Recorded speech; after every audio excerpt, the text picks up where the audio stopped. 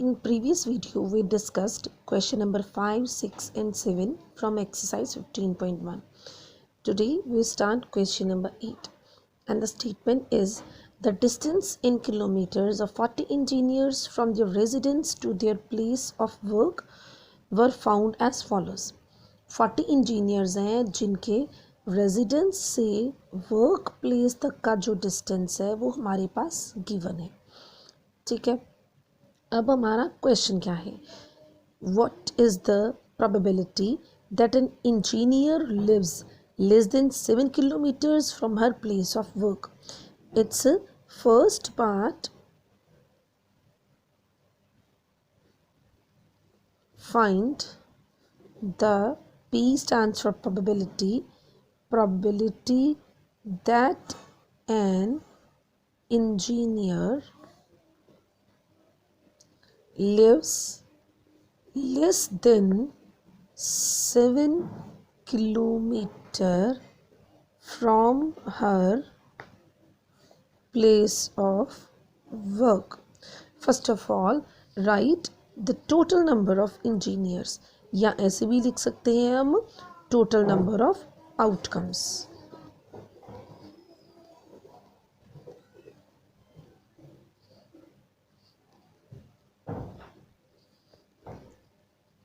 Total number of engineers 40. Now, number of favorable outcomes. अब बेटा 7 kilometre से less वाला डिस्टेंस इसमें सभी में चेक करेंगे हम. कॉलम वाइज हम चेक करने लगे हैं. 5 लेस देन 7, 19, 7 ये तो इक्वल्स टू 7 है, ये नहीं आएगा. 12 भी नहीं आएगा. 3, 10, 9, 14, 12, 10, 7 अगेन नहीं आएगा बेटा. उसने सेम है 7 नहीं बोला, इक्वल्स टू 7 नहीं बोला, लेस देन 7. 20, 17, 8, 9, 25, 18, 3, 6, 11, 11, 5, 15, 13, 32, 12, 15, 7, 17, 15, 7, 12, 16, 18, 6, 31, 2, 3. अब इनको काउंट करेंगे. जो टिक वाले नंबर्स हैं 1, 2, 3, 4, 5, 6, 7, 8, 9. These are 9. 9 is our favorable outcome. Now we have to find its probability.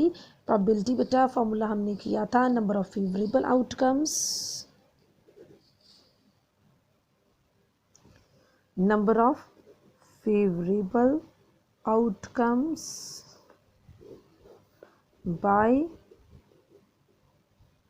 total number of outcomes. In this part, favorable outcomes 9 and total number of outcomes 40. This is our first part solution. Now we start its second part.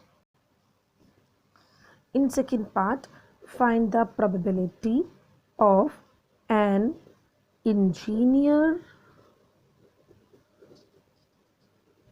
lives more than or equals to 7 kilometer from her place of work. अब बेटा equals to 7 kilometre and it's more than. बेटा 40 total engineer से 9 थे less than 7 वाली. क्या करेंगे, we subtract this, we get 31. तो जो 31 इंजीनियर्स हैं उनमें इक्वल टू 7 डिस्टेंस भी आएगा उनके रेजिडेंस से वर्क प्लेस तक का, और ग्रेटर देन 7 भी आएगा. तो favourable outcome is 31 and the total number of outcomes 40. Our answer is 31 by 40. Now we start its third part. We have to find the probability that an engineer lives within half kilometer from her place of work. अब बेटा क्या करना है, हमने half kilometres का distance होना चाहिए residence से, घर से प्लेस ऑफ वर्क तक, उसके ऑफिस तक, ठीक है, 1/2 किलोमीटर। हमने ये सारे बेटा जो डाटा हमारे पास गिवन था, हमने इसको ध्यान से देखा, इनमें जो सारे नंबर्स है बेटा कोई भी 1/2 किलोमीटर नहीं है, सारे ही उससे ग्रेटर है। तो हमारे पास विद इन 1/2 किलोमीटर उससे कम कोई ऐसा डिस्टेंस इसमें नहीं है। तो हमारे पास जो फेवरेबल आउटकम आ जाएगी that is 0, total outcome 40 and 40 by 0 by 40 is 0. This is our answer of the third part. Question number 11. 11 bags of wheat flour. 11 bags है जिनमें wheat flour है, आटा है, each marked 5 kg. इनके ऊपर जो उनका टोटल वेट है बैग के अंदर वो 5 kg है. Actually contained the following weights of the flour. But actually उसमें 5 kg नहीं है, या माइनर सा कम है या माइनर सा ज़्यादा है, maybe it's equals to 5. Then the weights are 4.97, ये 5 kg से कम आ गया, 5.05 थोड़ा सा ग्रेटर आ गया, 5.08, 5.00 exact 5 kg, 5.06, 5.08, 4.98, 5.04, 5.07, 5.00, 5.03. These are the weights. Now our question is, find the probability that any of these bags chosen at random contains more than 5 kg of flour. जिसमें जो floor है 5 kg से मोर हो. सबसे पहले हमने क्या करना है, टोटल नंबर ऑफ बैग्स लिखा, दीज आर 11, ये आ गई हमारे total number of outcomes.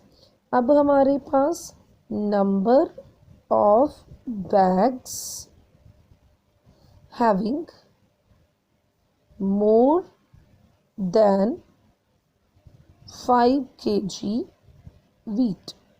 These are, अब 5 kg से जो ग्रेटर वाले हैं, ठीक है, टिक लगाएंगे. 4.97 ये लेस है, ग्रेटर ग्रेटर 5 नहीं आएगा बेटा, उसने ग्रेटर बोला, greater, this one also greater, this is less than 5, greater greater, same as 5 ये नहीं आएगा, ग्रेटर. अब काउंट करेंगे इनको, 1 2 3 4 5 6 7, these are 7 bags. Now we have to find its probability. Probability of a bag contains more than 5 kg wheat flour. अब formula, number of favorable outcomes divide by total number of outcomes. कोई cutting possible नहीं है. This is our answer. Now we start question number 12. The statement is, prepare a frequency distribution table regarding the concentration of sulfur dioxide in the air. Air में जितनी sulfur dioxide है in the parts per million of a certain city for 30 days. 30 days का data हमें दिया हुआ है. Using this table, find the probability of the concentration of the sulfur dioxide in the interval 0.12 to 0.16 on any of these days. Now we have to prepare a frequency distribution table. Frequency distribution table. Its first column is class interval.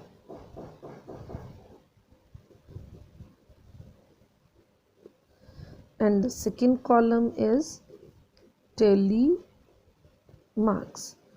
And the third one is frequency. First of all, अब क्या करेंगे बेटा, जो interval दिया हुआ है that is 0.12 to 0.16 means 0.04 इसमें हमारे पास क्लास साइज चल रहा है. तो हम क्या करेंगे, 0.04 क्लास साइज के अकॉर्डिंग क्लास इंटरवल्स बनाएंगे. First of all 0.00 to 0.04, 0.04 to 0.08, 0.08 to 0.12, 0.12 to 0.14, 0.16, 0.16 to 0.20, 0.20 to 0.24. हमने इसको 24 पे स्टॉप कर दिया because our maximum entry is 0.22 which lies between 0.20 to 0.24. Now it's turn to start the step, that is tally marks. First one is 0.03 which lies in the first class interval. 0.08 then अब क्या करेंगे बेटा 0.08 इसमें भी है इसमें भी है बट जब ये एंड वाली एंट्रीज होती हैं दीज आर नॉट इंक्लूडेड. अब जो फर्स्ट हमारे पास क्लास इंटरवल है 0.04 इसमें नहीं आएगा, 0.04 सेकेंड एंट्री में आएगा, सेकेंड क्लास इंटरवल्स में आएगा. 0.08 सेकेंड में नहीं आएगा, it lies in the third class interval. अब 0.08 हमारे पास ये आ गया थर्ड क्लास इंटरवल में. नेक्स्ट अगेन 0.08 फिर से इसी में आ गया. 0.09 अगेन थर्ड में आ गया. 0.04 इसमें नहीं आएगा, सेकंड में आएगा. 0.17 16 और 20 के बीच में. 0.16 अगेन इसी में. 0.05 सेकंड क्लास इंटरवल में. 0.02 lies in first class interval. 0.06 lies in second class interval. 0.18 lies in second last class interval. 0.20 बेटा इसमें नहीं लाई करेगा, इसमें लाई करेगा. Now 0.11 lies in third class interval. 0.08 अब ये सेकंड में लाई करेगा. 0.12 इसमें नहीं आएगा बेटा, फोर्थ वाले में आएगा. 0.13 अगेन इसी में आएगा. 0.22 20 और 24 के बीच में आएगा. 0.07 की turn I, lies in second class interval. अब बेटा ये 4 हमने स्टैंडिंग लाइंस लगा दी. जब हमने फिफ्थ टेली मार्क बनाना होता है we start a slanting line from the top of the first and join it at the end of the last. ये हमारे पास 5 बन गए. ठीक है, 1 2 3 4, fifth is the slanting line. Okay, now 0.08 it lies in third class interval. Again these are 4 standing lines, this one is the fifth. 0.01 lies in first. 0.10 lies in fourth, sorry it's third. 0.06 lies in second.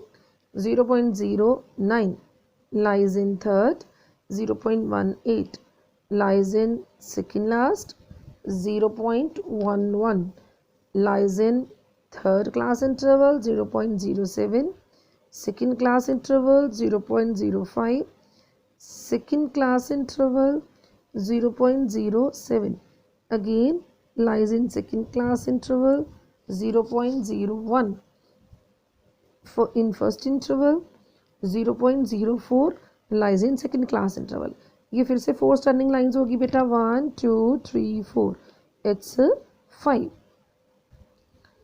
Now we have to write the frequency.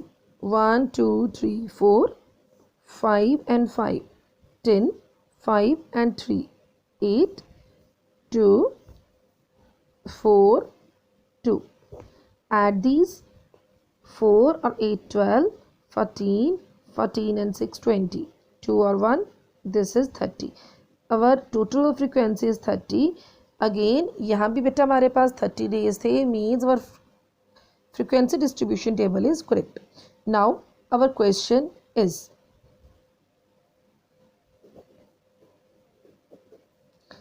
we have to find the probability. We have to find the probability of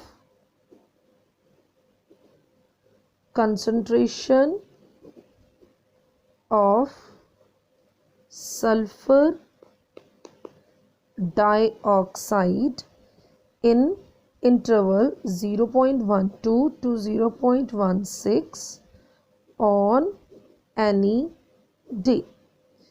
Our formula for the probability is number of favorable outcomes these are 0.12 से 0.16, इसमें frequency 2 है तो favorable outcome 2 और divided by 30 because total outcomes हमारे पास 30. When we cancel these we get 1/15. This is our answer.